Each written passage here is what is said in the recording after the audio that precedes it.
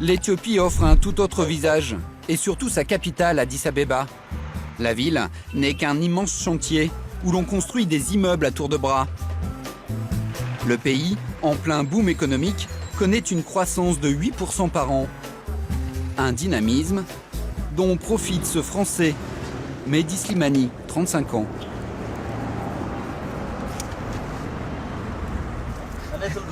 Yes. La première fois que je suis venu à Addis, j'avais l'impression, enfin toute proportion gardée, de me retrouver à Shanghai. Ça construisait de partout et je fais pas mal d'allers-retours et tous les mois ça change. Je reconnais pas, lorsque je m'absente trop longtemps, je reconnais pas la ville, ça va à une vitesse folle. Cette prospérité économique récente est en partie due à une décision du gouvernement prise il y a une dizaine d'années. Depuis bien longtemps, l'Éthiopie était assise sur un trésor, son immense cheptel. Des bœufs, mais aussi des chèvres et des moutons. Le troupeau le plus important de tout le continent africain.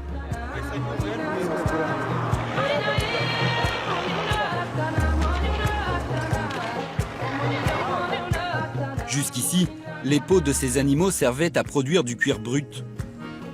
Considéré comme le moins cher du monde, il était ensuite exporté à travers toute la planète.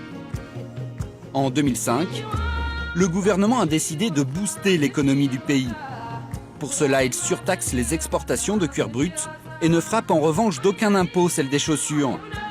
Les industriels du monde entier ont donc tout intérêt à ne plus acheter simplement du cuir, mais à venir le travailler ici, en profitant de la main-d'œuvre bon marché. Une nouvelle règle du jeu sur laquelle Mehdi Slimani a bondi.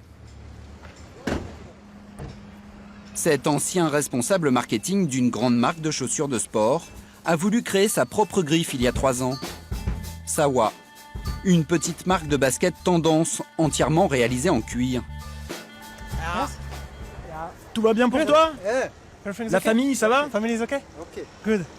Passionné de l'Afrique, Mehdi voulait absolument fabriquer ses chaussures sur ce continent. Et les meilleures conditions, il les a trouvées en Éthiopie. Il fait fabriquer ses baskets dans cette manufacture où travaillent 350 personnes. Des chaussures en cuir qu'il paye sorties d'usine 27 € la paire. Comme pour toute chaussure en cuir, fabriquer des baskets demande beaucoup de travail. Il faut d'abord découper le cuir.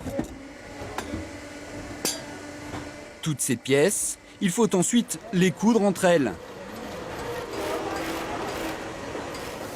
Puis enfin, assembler la semelle. Chaque chaussure nécessite 80 opérations, donc beaucoup de main-d'œuvre. Mais ici, elle est à un prix quasiment imbattable. Ça va entre 60 $ et 120 $. C'est un peu double. En moyenne, 65 € par mois. Un salaire dérisoire à nos yeux, mais qui est 3 fois plus élevé que le revenu moyen en Éthiopie. Ce qui fait de ce pays un endroit plus compétitif que le Bangladesh. Mais attention, il y a un prix à payer avec les aléas d'un pays à l'industrie encore balbutiante. Voici ce qui s'est passé en pleine interview. Ça va repartir? Parce qu'on a un générateur, ça va repartir. À l'heure qu'il est, l'Éthiopie n'a pas encore la production électrique à la hauteur de ses ambitions. Quand vous avez le générateur, vous voyez, ça repart tout de suite. Avant, on n'avait pas de générateur, donc il y avait pas mal de journées chômées. Et ça encore, voilà, ça renchérit votre coudronnière. Voilà. C'est aussi... Sur le papier, on ne vous dit pas que ça coupe souvent, voilà, ça va repartir, mais ça va revenir. Et ça surenchérit le coût de fabrication. Mehdi doit aussi composer avec des ouvriers pas encore tout à fait rompus à la productivité d'un travail en usine. Tu vois ce que je te disais, ça c'est pas cadencé. Les mecs sont cool. Ils sont vraiment cool.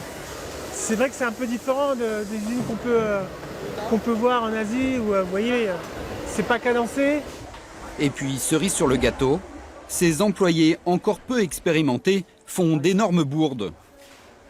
Ces centaines de paires de chaussures auraient déjà dû être expédiées il y a 48 heures. Mais les ouvriers ont tout bonnement oublié d'étiqueter les boîtes. Ils doivent donc toutes les rouvrir, identifier les chaussures et coller les étiquettes. Il faudrait que ce soit fini ce soir, Yoram. Non ? Un travail fastidieux qui a donc fait perdre 2 jours à Mehdi. Si on a terminé, les autres sont avec les stickers. À sa manière, le patron va taper du poing sur la table. Il réunit son équipe et son responsable de production, un Éthiopien qui a appris le français au lycée. C'est pas normal qu'aujourd'hui on est en train de faire, on mette les étiquettes aujourd'hui sur les boîtes. Là, on va perdre 2 jours pour mettre des étiquettes. Si on le faisait au fil de l'eau, là, les chaussures elles seraient expédiées là. Parce que là, c'est un travail de titan quoi. Comment ça se fait que ça s'est passé comme ça?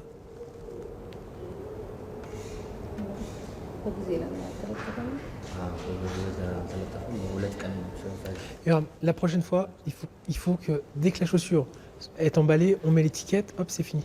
On revient plus dessus. Du coup, Mehdi va demander à ses employés de travailler gracieusement un peu plus tard ce soir-là. Est-ce que on peut terminer juste les étiquettes? Tu vois, si on peut avancer un peu pour ce soir, si on pouvait être... Ouais. Il est quelle heure là? Il est 5h30. 5h30? Jusqu'où on peut aller? On peut faire une petite heure? Oui. Les étiquettes? Possible ou pas possible? Jusqu'à... On a 30 minutes. Ouais. Ok, on dit encore une petite demi-heure juste pour terminer. Ok, cool. Ça marche. Merci. Et même cette demi-heure supplémentaire qu'il a obtenue ne lui permettra pas ce soir-là de rattraper le retard.